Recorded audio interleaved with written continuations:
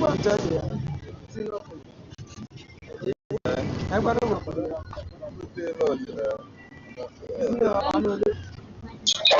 one day will be your lucky day. I will deliver all your messages. Alright? So thank you for attending. God bless you.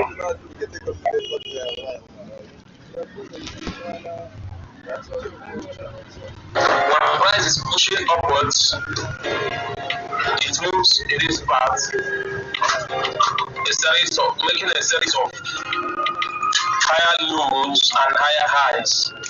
This is when you know that price is pushing upwards. Then when it starts going down, you want to see it making a series of lower lows and lower highs. So when price is pushing down, going sideways, it makes what we call relatively equal highs and relatively equal lows. Take note of the word relatively. They are not exact. Most times they will not be exactly equal, but they are still within the same range. That's why we call it relatively. So they are still within the same range. That's what you find in the market. So when you see price moving like this, making higher highs and higher lows, you want to only buy. And when you are buying, the principle of buying is that you must buy low. And the principle of selling is that you must sell high. What we refer to as low is this area. See, this is a low, that's where you should buy. This is a low, that's where you should buy. This is a low, that's where you should buy. This is a low, that's where you should buy. Now when you are selling, you want to sell high. On top of this place here, that's where you want to sell. You want to sell at this high point. Now, if you take a closer look also, you are going to see that the highs, the lows for this uptrend are somewhere close to this place. They occur when after they must have broken the previous high. That is when they come back to print the low. These lows occur close to the previous high. See, close to the previous high. That's where they occur. So basically, when they break the previous high, they will come back to retest it. When they break the previous high, they come back to retest it. That is what you will observe. When they break, come back to retest. Break, come back to retest. Break, come back to retest. Just like that. The same thing with the lows. So when it breaks, it comes back to retest. Breaks, it comes back to retest, and just like that. So this should be a guide. This should guide you in your trading. It should be your guide. Now, having understood that, let's go to the break and retest strategy. The break and retest strategy work is that when price is pushing up, when price is pushing up this way, which is up above a level. This is a key level, and a imaginary key level. So when price breaks it comes back to this key level where it broke out of. And then what you want to do is you want to look for certain signs, certain bullish signs, something like this. Then you take it by. The price pushes and breaks another key level, this is another key level, price breaks it, comes back to it, then you want to see that same sign, that kind of bullish confirmation, then you want to buy again. This is simply the break and retest strategy. Now, here price breaks this level, comes again, drops again, comes here, retest, breaks it, comes back to retest, and just like that, you sell. This is just how the break and retest strategy works. So, for you to trade the break and retest strategy correctly and profitably, it becomes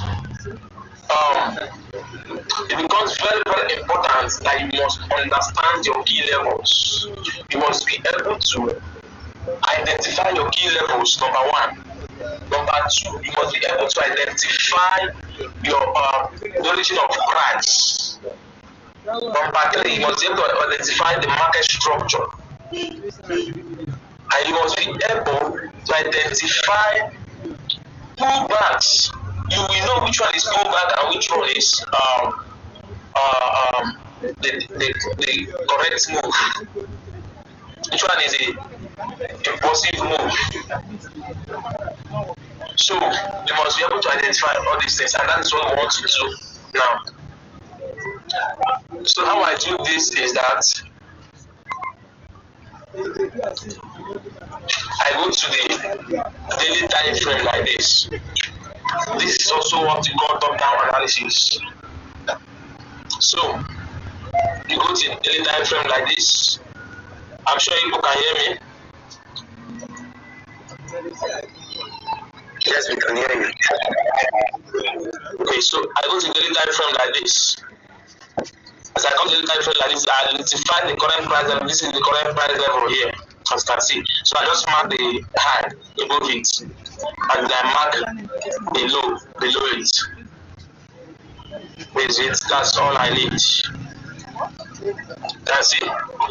So that's all I need from the daily time frame. The next thing I want to do now is I go to the H4 time frame. I go to the H4 time frame. You don't need to do anything complicated, guys. Listen, you don't need to do anything complicated at all. The moment you start complicating the whole thing, that's when you begin to find it difficult. Okay, so now when I come to my H4, I want to do the same thing. I want to look for key levels and mark them. So see here, where I refer to as key level are those places where price have rejected or have rejected before. You can see price listed here.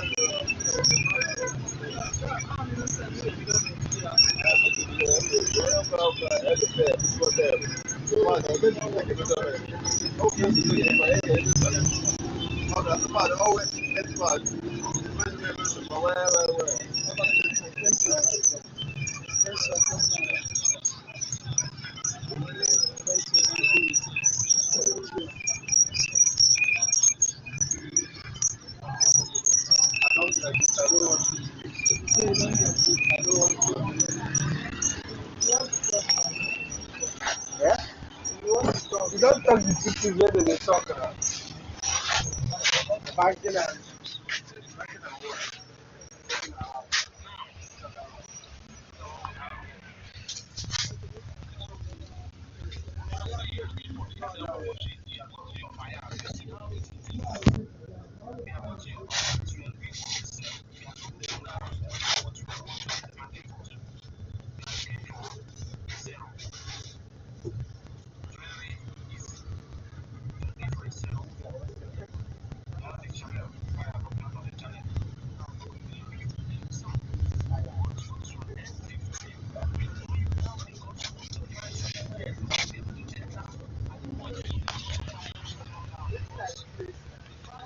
Gotten your bias is not enough to make an entry. You can be right with your bias and still fail with your entry. Most traders even find it more difficult to get their entry than getting their bias.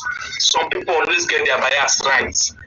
They predict their price will sell, but the problem is where do I join the sell?